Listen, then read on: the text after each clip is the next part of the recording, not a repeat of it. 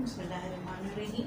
अस्सलाम वालेकुम व्यूअर्स, नाज़रीन आप कैसे हैं? मुझे उम्मीद है कि आप बिल्कुल खैरियत से होंगे और मैं भी बिल्कुल खैरियत से हूँ। आज मैं हूँ मिसेस कौसर और आप देख रहे हैं मेरे YouTube channel Mrs Kausar channel.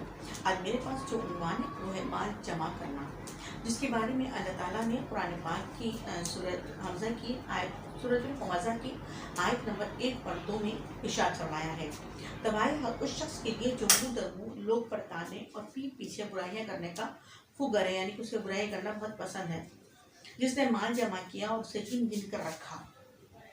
ठीक है, और फिर ये तो अल्लाह ताला का इरशाद हो गया। और दूसरे जब अहादीस की जब हम किताबों का मुताला करते हैं तो बुखारी और मुस्लिम में हमें ये हदीस भी मिलती है।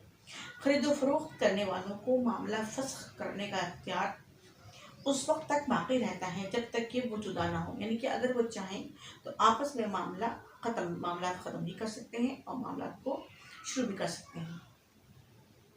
लिहाजा अगर वो दोनों सच बोलें और मुताल्लिक़ा चीज़ के अयूब बयान करें, यूब ऐब की जमा है बुराइयाँ, तो उनके कारोबार में बरकत अदा कर दी जाती है। और अगर वो अयूब को छुपाएं और झूठ बोलें तो उनके सौदे यानी तिजारत की बरकत मिटा दी जाती है।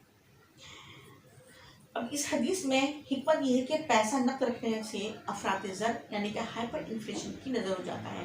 पैसा अगर रखा जाए, एक जगह जमा कर दिया जाए, तो जिस तरीके से पानी एक जगह जमा हो जाता है तो उसमें से भपके और बदबू उठने लगती है, बिल्कुल उसी तरह पैसों का भी है कि पैसे अगर एक जगह से रख दिए जाए तो वो फिर अफरात ज़र की नज़र हो जाती है, यानी कि हाइपर इन्फ्लेशन की नज़र हो जाते हैं।